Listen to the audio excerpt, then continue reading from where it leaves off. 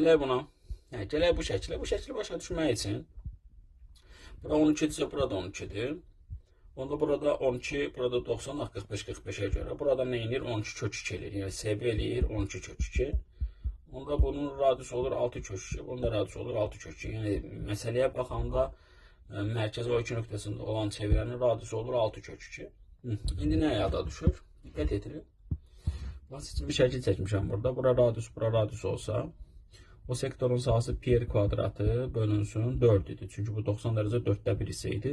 Və bu qaralanmış hissənin sahəsini tapanda buna segment deyirik. Əslində bu üçbucağın sahəsini oradan mən nə etməli idim? Bax bu üçbucağın sahəsini mən nə etməli idim oradan? Çıxmalı idim. Deməli mən buradan da üçbucağın sahəsini çıxanda o da düzbucaqlı üçbucaqdır və bərabər yanlıdır. R kvadrat bölü 2 olur. Bax bu qaralanmış hissə olur bax belə bir düzdür. Onu əzbərləyimmi? Təbii ki, xeyr. Əzbərləməyə ehtiyac yoxdur. Hardan aldığımı bilmək daha gözəldir. Deməli, onda biz buranı necə tapacağıq? Elə bil ki, bura 12 bölü 12 bölü 2. Nə qədərdir? 72-dir. Sonra sektorun sahəsi nə qədərdir? Bu sektorun sahəsini də yazaq. 12'nin kvadratı, yəni 144 pi böl 4'dür. Elə mi eləyir? Bu da nə qədər eləyir? 36 pi mi eləyir? 36 pi'dən mən nəyi çıxıb buraya yazmalıyım? Bu 72'ni.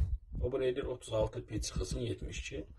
Bax, axı, indi burada axı, yarım dairədir, görürsünüz da bura.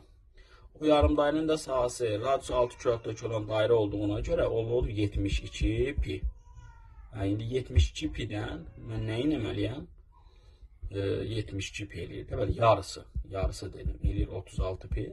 Burada da çıx 72 var. Deməli, burada da 72'dir ki, bu ikisini toplayanda eləyir 36 pi. Yəni, qaralanmışdığında daha pi qalmır.